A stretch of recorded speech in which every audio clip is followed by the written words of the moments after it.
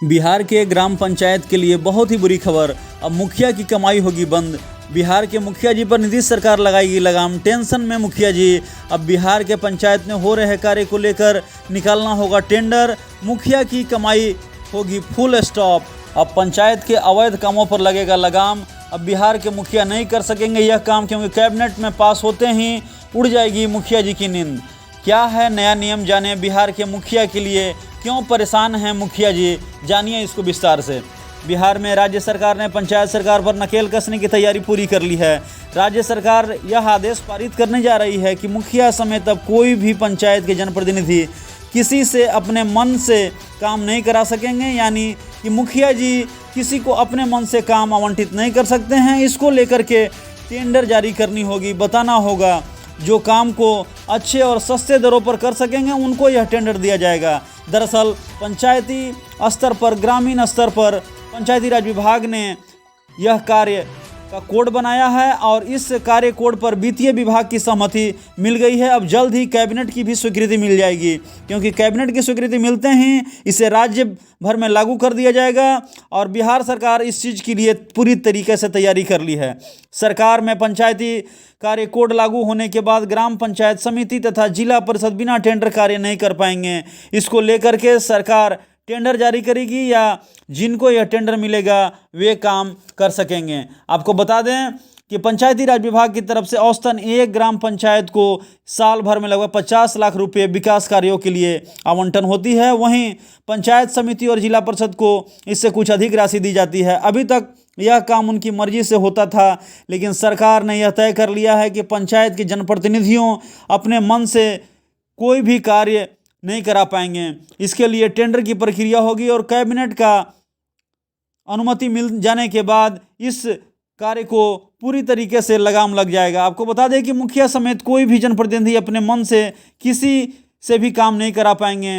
वर्तमान व्यवस्था में विभागीय अनुमति से सारे काम होते थे, इससे काफ़ी बंदरबांट होता था और सरकारी कर्मी एजेंसी के रूप में नामित होते ही मुखिया और संबंधित स्तर के कर्मी पदाधिकारी संयुक्त रूप से इस कार्य को करते थे। जरा इसमें टेंडर की बाध्यता नहीं थी। दरअसल 15 लाख के ऊपर के कार्य के लिए टेंडर जारी करने का नियम था, लेकिन यह प्रभाव रूप से लागू नहीं होता था, क्योंकि इस कार्य में काफ़ी भ्रष्टता भरी रहती थी। आपको बता दें कि पहली बार इस प्रकार की व्यवस्था बनाई जा रही है और पंचायती राज विभाग ने बिल्कुल नकेल कसने का प्रबंध कर लिया है और पंचायती राज विभाग ने कार्य कोड बनाया है। इस कार्य कोड पर वित्तीय विभाग की सहमति भी मिल गई है। जल्द ही इसे कैबिनेट में स्वीकृति ली जाएगी और कैबिनेट की मंजूरी मिलते ही इसे बिहार में लागू कर दिया जाएगा।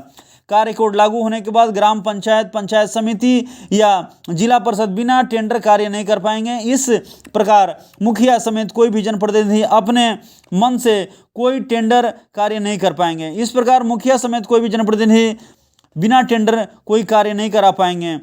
पहले वर्तमान समय में विभागीय अनुमति से सारे कार्य होते थे। जरा इससे सरकारी कर्मी एजेंसी के रूप में नामित होते थे। मुखिया और संबंधित स्तर के कर्मी पदाधिकारी संयुक्त रूप से इसे तय करते थे और दरअसल इसमें टेंडर की कोई बाध्यता नहीं रहती थी।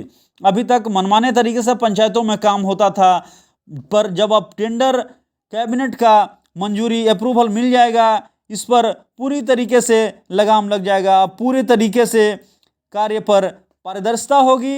नए नियम के अनुसार साल में 3 काम पंचायत या जिला पदाधिकारी करा सकते हैं। तीनों की लागत लगभग 25 लाख रुपए से अधिक नहीं होनी चाहिए। इनमें भी कार्य होगी तो प्रखंड के पदाधिकारी से अनुमति अनिवार्य है या प्रखंड के कार्य को जिला स्तर से अनुमति लेनी होगी विशेष परिस्थितियों में।